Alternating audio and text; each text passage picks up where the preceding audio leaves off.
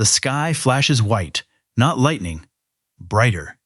A second sun punching through your living room window for half a heartbeat.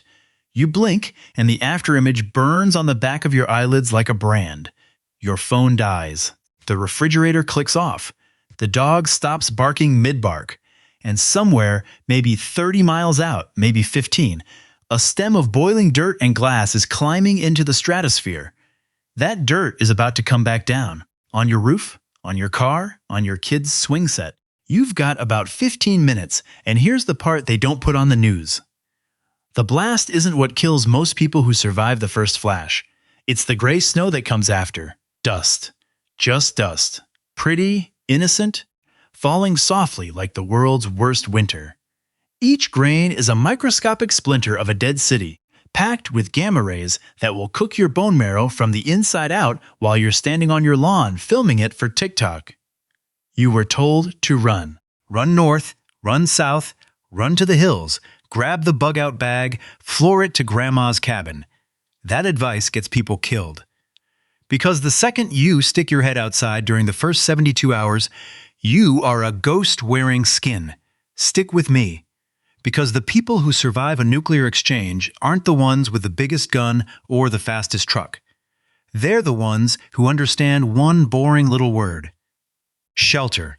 And by the end of this, you'll know how to turn a bathroom, a basement, even that ridiculous walk-in pantry your wife insisted on, into a genuine, life-saving bunker. No concrete, no government voucher, no six-figure doomsday condo in Kansas. Just physics, panic-proof thinking, and a trick with books that nobody teaches you. We'll get to the books. Trust me, you want to stay for the books. Let's talk about the enemy. Fallout is a sneaky little monster. It doesn't roar, it doesn't bite, it just sits on your jacket and delivers radiation into your organs while you sip coffee. Gamma rays are the real killers. They travel straight, fast, and rude. They don't care about your feelings, your faith, or your Yeti cooler. But here's the thing nobody tells you at the gun show. Gamma rays are also lazy. They hate dense stuff. Every inch of concrete, every foot of dirt, every stack of books cuts their power almost in half. This is a real principle called halving thickness. The more mass you put between you and the dust, the less of it reaches your cells. 10 halving thicknesses. That's the magic number. 10 layers of blocking material cuts your exposure by roughly 1,000 times. 1,000. The difference between a funeral and a Tuesday. Now here's the dark comedy. Most Americans live in houses made of drywall, insulation, and optimism.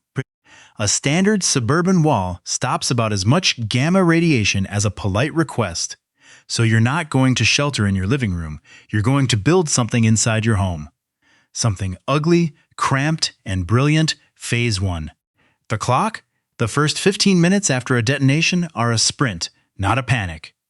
Detonation to fallout arrival is usually somewhere between 10 minutes and an hour, depending on wind and distance. Use every second. Shut every window. Kill the HVAC. That air handler is a vacuum cleaner sucking radioactive dust into your house through vents you didn't even know you had. Tape it off. Tape every vent, every crack under a door, every gap you can find with duct tape and a plastic trash bag. A roll of duct tape is cheap. Your thyroid is not fill every bathtub, sink, pot, and pitcher with water before the tap dies. You've got maybe a few hours before city water pressure becomes a memory. A person needs about 1 gallon a day just to stay alive, and you're going to be in there for 2 weeks. Do the math. Do it now. Phase 2.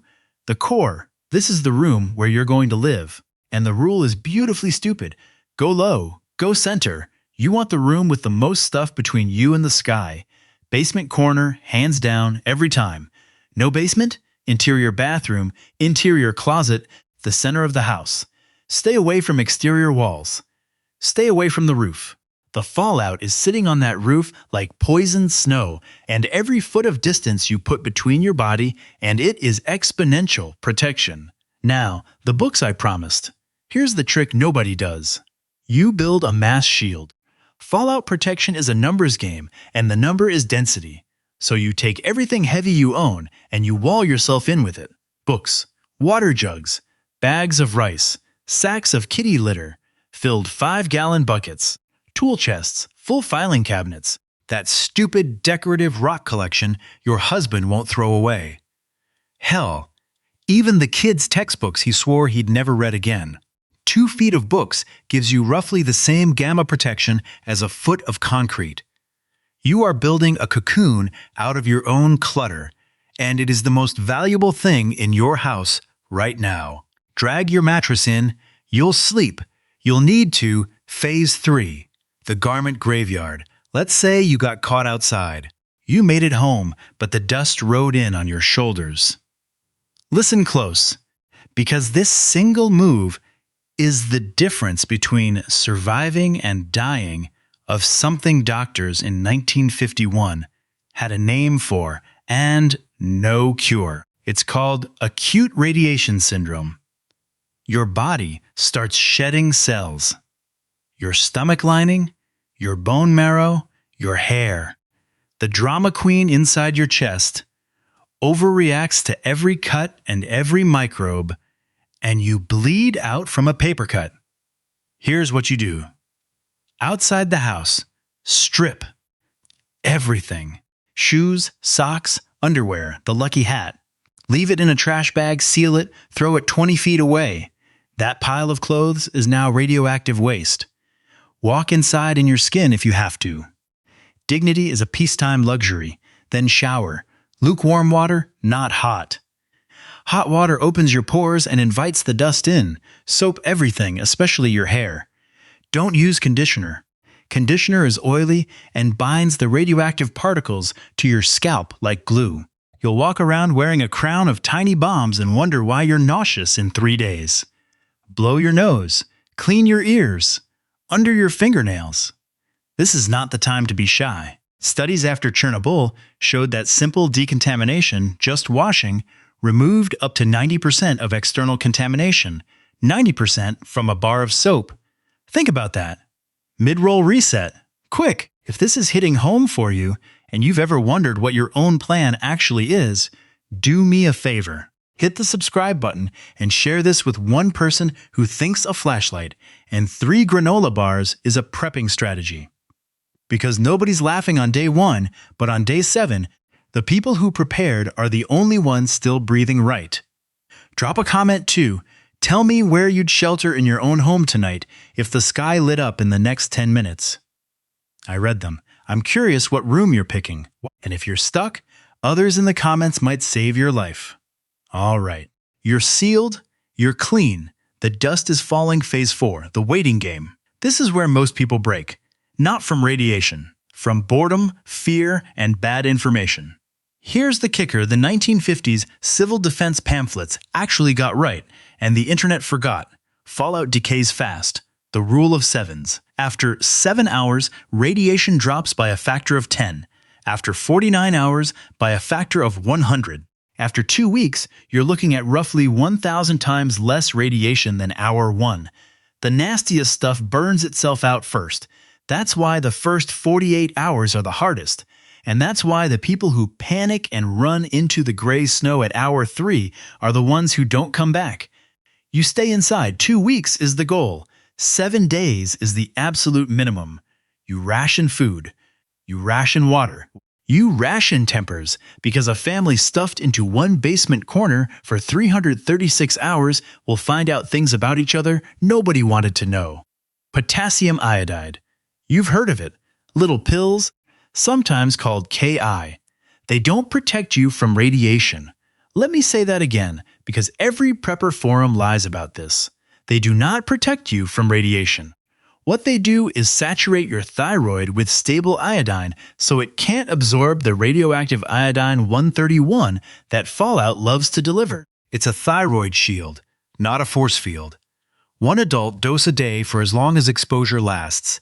Get them now, because the hour the sirens go off, every pharmacy in your state sells out in about 90 seconds. Phase 5. The signs. You're in the shelter. Someone starts vomiting. Here's how you read the clock. If vomiting starts within an hour of exposure, the dose was catastrophic. Between 1 and 6 hours, serious but survivable with medical care. After 6 hours, they likely got a manageable dose. Hair loss around day 10 to 14. Bleeding gums. Fatigue. Watch for it. Don't panic over it. Symptoms are information. Information is power. Power is what separates the ones who make it from the ones who don't. Here's the science payoff, the why behind all of it. Radiation damages cells by knocking electrons loose from atoms in your DNA. Ionizing, they call it. Your body is an incredible machine. It repairs damage constantly. The question isn't whether you get hit. It's whether your repair crew can keep up with the damage. Low doses spread over time, you heal. High doses all at once, the repair crew drowns. Every inch of shelter, every hour of patience, every shower, every taped vent isn't about avoiding radiation entirely. It's about lowering the dose rate so your body can out-repair the damage. You're not trying to be bulletproof. You're trying to be a slower target than the bullet. Day 14. You crack the door. The light hits your face. Thin, gray, but real. The dust is still there, but it's quiet now, decayed down to something your body can handle for short trips. You step outside in long sleeves, a cheap N95, gloves. You check on your neighbor who taped his windows because he saw your lights on. You're tired. Thin. Your kid hasn't seen the sun in 2 weeks and looks like a cave fish, but you're all breathing. All of you, because you understood the dust. You understood the clock. You understood that in a world where the sky caught fire, the most radical thing you could do was sit still in a closet with a stack of books and wait. That's what surviving a nuclear fallout actually looks like. Not glamorous, not cinematic. Just smart, boring, ruthless patience. If this is the kind of thing you want to know before you need to know it, subscribe. Because the next one we're doing is how to read a radiation map when the government won't release one. And if the sirens ever go off, that's not a video you want to miss.